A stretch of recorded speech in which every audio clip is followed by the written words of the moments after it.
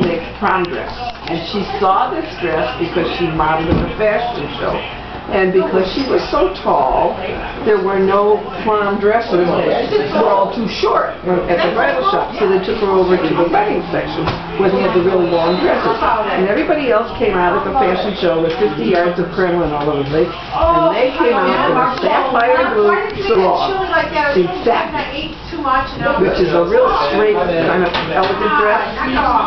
And when she wore it at the fashion show, everyone went ooh and ah, and she came, she's, Mama, I really like this dress. And I looked at the price tag and I said, yeah, I'm glad you like it. She says, could you make it for the prom? And I said, sure. So I'm in the process of making this prom dress the day he asked me to come and bring her home from school because she's not properly dressed. And it has the strapless, so it's got all this boning, which you have to knead the whole thing together. So I kept her home for like 2 hours. It takes 5 minutes to go from our house to school, so he's expecting her back in 15 minutes. But I kept her home for like 2 hours because I was fitting her with all this boning at that point. So when I finally got done at that point, I took her back to school and checked her back, and he said, it took a long time. I said, well, I'm sorry, I was busy. Thank you for sitting home, I was working on her prom dress. Now all of a sudden she went back to class and did something else. The night of the prom, the way they do it at Bennett is the male teachers are stationed like at the driveway or the sidewalk where the people pull up with their cars. And Blake had an all red Mustang. He's dressed in white. Oh, somebody's got a red light on.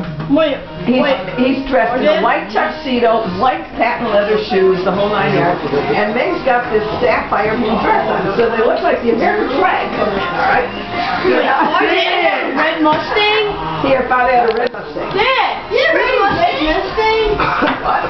You had a red Mustang for prom? Oh, yeah. Why did you keep it? The Mustang. Candy apple red. That's right. It was fire engine red. So lo and behold,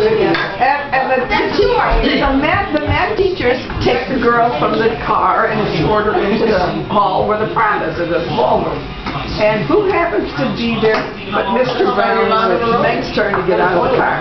And so he opens the door and she steps out and she says to him, am I properly dressed, Mr. Brown? And he said, this is the dress your mother made? And she said, yes. And he escorted her in. So at graduation he says to me, Mrs. Barrett, you said, I said, yes, Mr. Brown. He says, yes, that is a very appropriate dress.